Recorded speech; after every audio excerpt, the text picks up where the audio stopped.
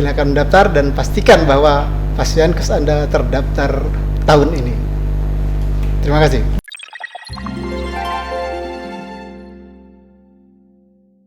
Assalamualaikum warahmatullahi wabarakatuh. Halo Sobat BBLK, jumpa lagi di podcastnya BBLK Palembang bersama saya Riana dan rekan saya Yeni. BBLK Palembang, layanan cepat, hasil akurat.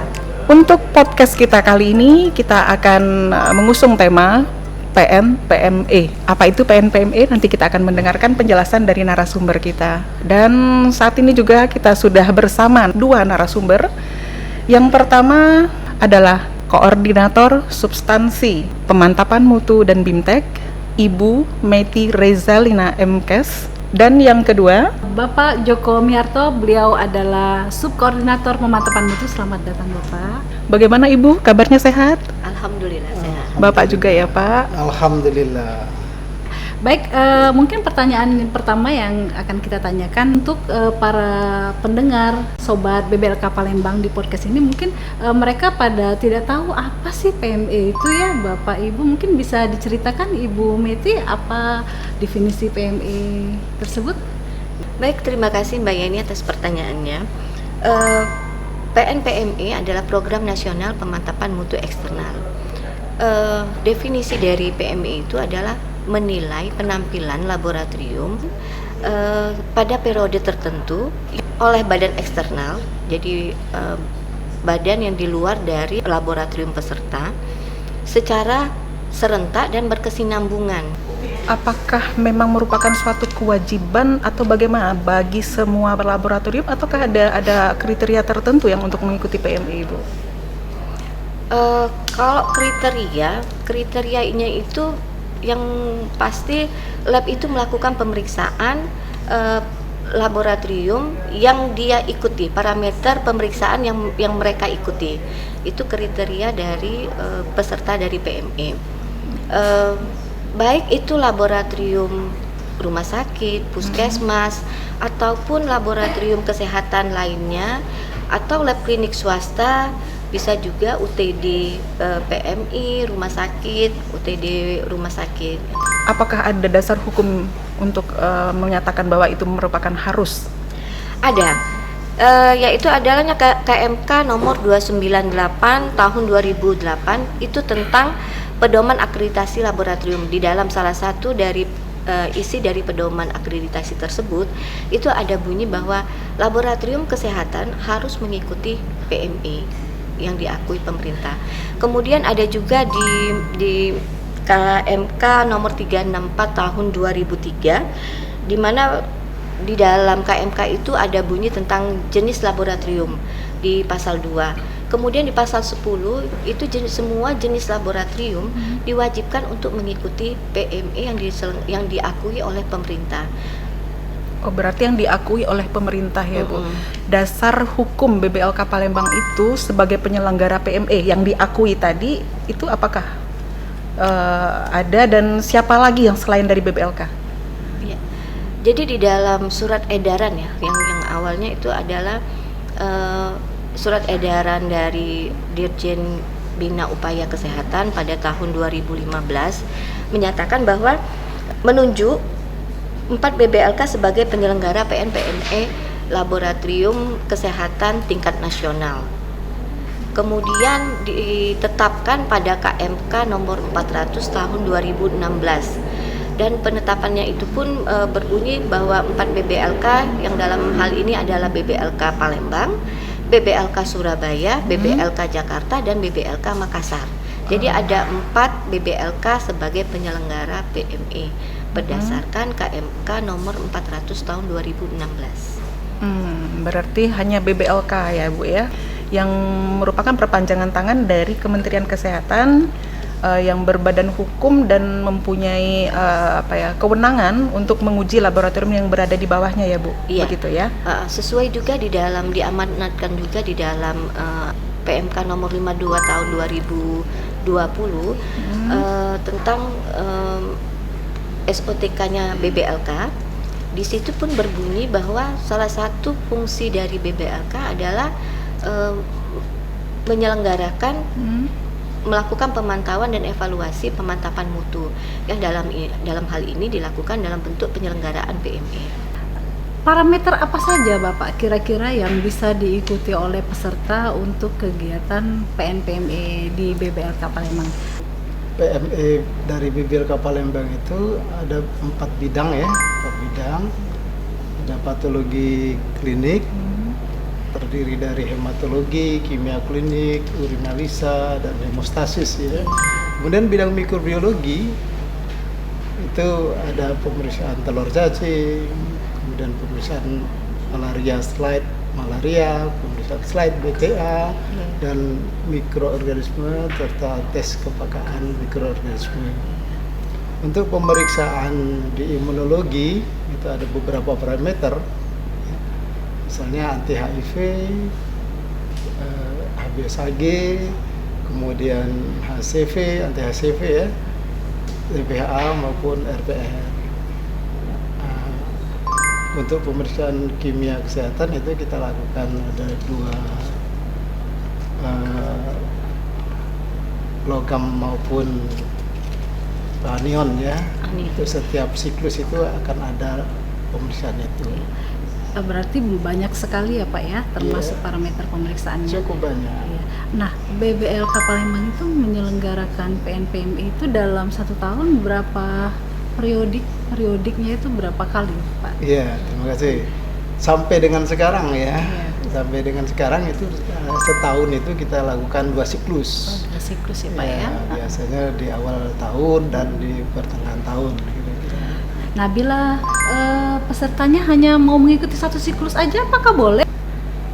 Peserta sebetulnya boleh mengikuti 1, tapi tentu saja keterjagaan dari kualitas laboratoriumnya mungkin akan miss ya. Bisa dikatakan seperti itu. Semakin banyak laboratorium itu mengikuti pemantapan mutu eksternal, baik yang dilaksanakan oleh BBLK maupun pihak-pihak lain ya, itu akan semakin bagus. Di Indonesia itu ada 4 BBLK yang mempunyai kewenangan untuk menyelenggarakan PNPME. Itu apakah diperbolehkan ini Pak? Misal nih, kita kan di wilayah Sumatera, mungkinkah apabila laboratorium yang berada di luar wilayah itu mengikuti PME yang diadakan oleh BBLK Palembang?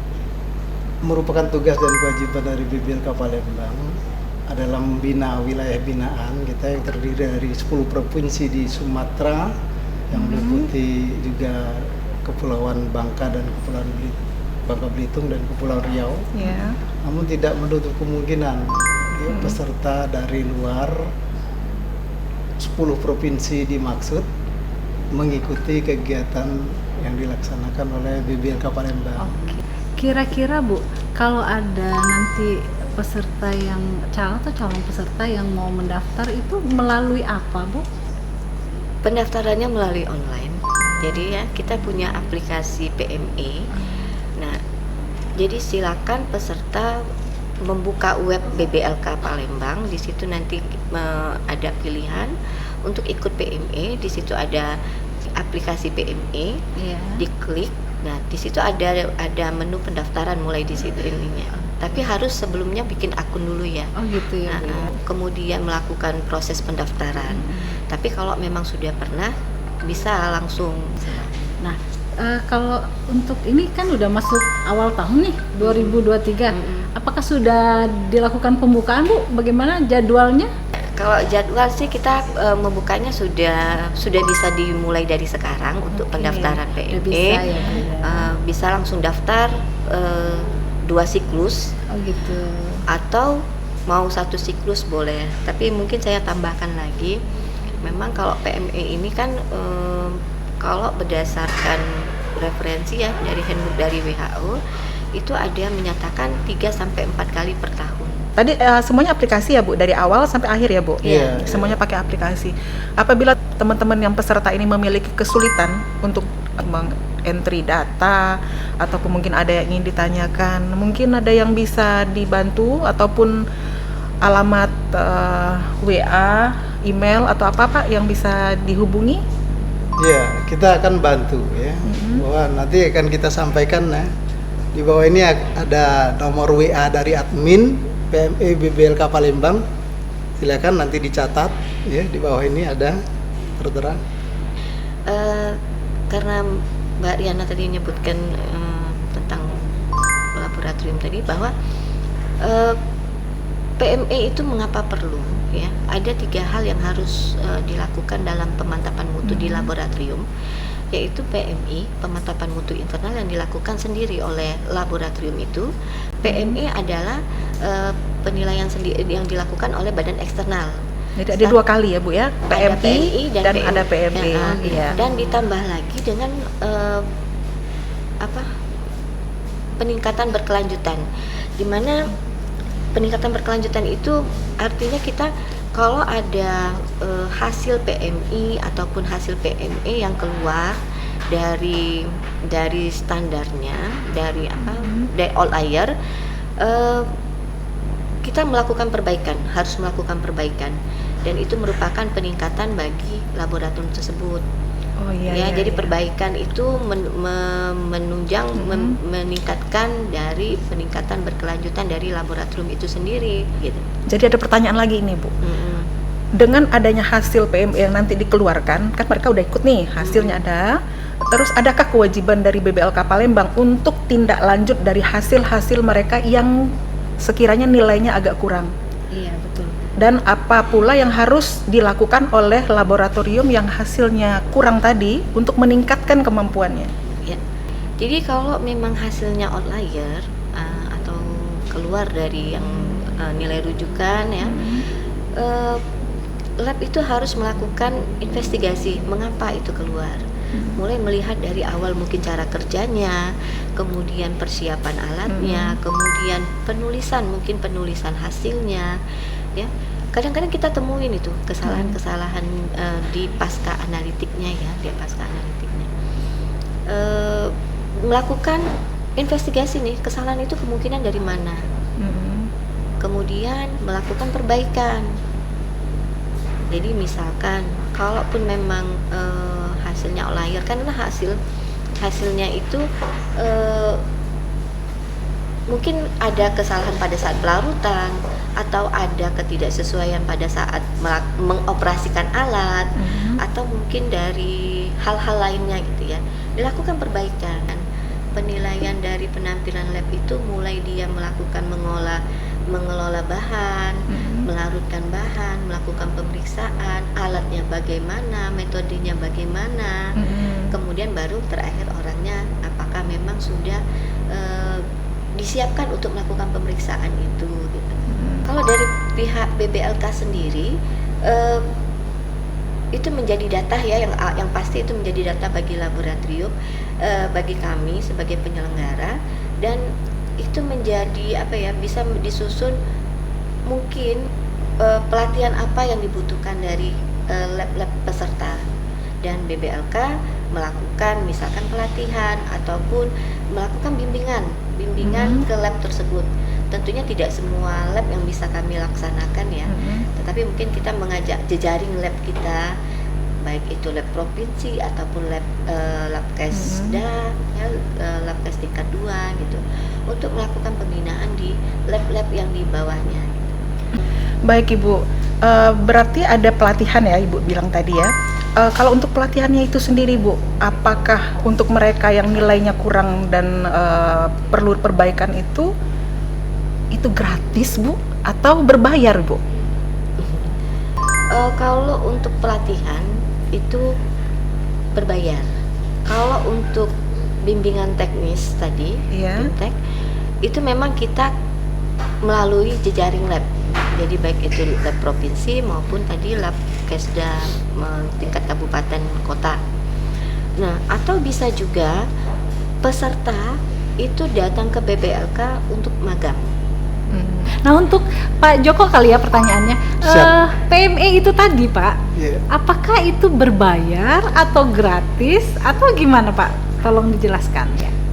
Jadi program nasional pemantapan mutu eksternal ini memang berbayar ya. Jadi Jadi semua peserta yang mengikuti kegiatan kita atau mendaftar sebagai peserta itu nanti di aplikasinya itu kan ya seperti kita belanja online. Oh, Jadi ada tarifnya ya Pak ya? Di situ ada apa yang mau kita ikuti, ya, parameter-parameternya apa, kita klik, kemudian kan akan ada total yang harus dibayar. Itu harus dibayar melalui bendahara kita, bendahara penerima. Transfer maksudnya Ya, Pak ya? transfer ya, ditransfer sesuai dengan yang kita klik tadi. Totalnya. Baik. Iya. Nah, kalau ini yang berbayar langsung, bagaimana dengan peserta seperti lab-lab pemerintah nih yang terkadang kan untuk pencairan Iya, dananya siap, lambat siap, ya siap, Pak ya. siap. Nah, bagaimana mereka apakah boleh ikut tetap walaupun bayarnya belakangan atau mereka harus tetap ikut langsung membayar? Ya, ini salah satu kendala yang sering dihadapi oleh laboratorium pada siklus 1 terutama ya, siklus 1 di mana anggaran kadang-kadang belum turun pada bulan Januari betul. sampai Februari itu. Iya. Silakan saja peserta untuk mengikuti kegiatan PMB ini tentu saja dengan bersurat dulu kepada BBLK Palembang. Baik. Ya, untuk membuat pernyataan piutang, surat piutang Berarti bisa atas ya Pak apa ya? yang sudah dipesan, ya, Oke. diklik di PME online. PME online. Ya, iya. Nah itu ada jangka waktunya nggak Pak berutang itu atau hanya bolehlah nanti sampai akhir tahun atau memang tidak. ada jangka Ya, waktunya? ya, harus begitu? segera dibayar. Oh iya, Ya, dalam harus jangka segera waktu dibayar. tertentu Iya, ya Pak iya, ya, yang iya. sudah ditentukan ya. Harus segera Itu dibayar. cukup Iya. hanya di aplikasi yang menyatakan bahwa mereka itu piutang atau nanti harus konfirmasi kembali kepada orang tertentu Pak bahwa mereka memang akan membayar di kemudian? Ya, harus ada pernyataan itu. Hanya pernyataan Harus ada cukup pernyataan itu. tanpa Iya. harus ada konfirmasi lebih? Nanti dari keuangan akan mengeluarkan surat boleh piutang. Ya, Oh baru mereka bisa lanjut baru, kembali ke ya, tahapan berikutnya. Baru dinyatakan ya sama ketika peserta itu mengupload bukti bayar, mengupload bukti piutang, itu baru sah dinyatakan sebagai peserta dan akan mendapat bahan uji nantinya itu. Oke. Baik ya. Mungkin dengan adanya kemudahan-kemudahan itu kita berharap di tahun 2023 ini semua laboratorium di wilayah kita terutama itu akan lebih banyak mengikuti PME Iya. di BBLK Palembang. Sebagai closing statement dari Harusnya BBLK Palembang, saya mewakili Subkor Pemantapan Mutu menyampaikan bahwa silakan saja untuk mendaftar PNPME di Balai Besar Laboratorium Kesehatan Palembang pada tahun 2023 ini sebagai jaminan bahwa BBLK Palembang terakreditasi ISO 17043 yang masa berlakunya sampai 2027. Silakan mendaftar dan pastikan bahwa pasienkes Anda terdaftar tahun ini. Terima kasih. Terima kasih. Semoga pesan-pesan ini tersampaikan kepada rekan-rekan laboratorium kita ya Pak ya. Iya. Oke. Baiklah sahabat BBLK Palembang. Demikianlah ngobrol ringan kita di acara podcast hari ini bersama narasumber kita Ibu Meiti Rezalina dan Bapak Joko Miharto. Terima kasih Ibu dan Bapak. Sahabat yang masih setia dengan podcastnya BBLK Palembang, jangan lupa untuk di like dan subscribe ya. Saya Riana. Dan saya Yeni Arista. Kami pamit mundur. Sampai jumpa di podcast BBLK Palembang selanjutnya. BBLK Palembang, layanan cepat, hasil akurat. Wassalamualaikum warahmatullahi wabarakatuh. Dadah.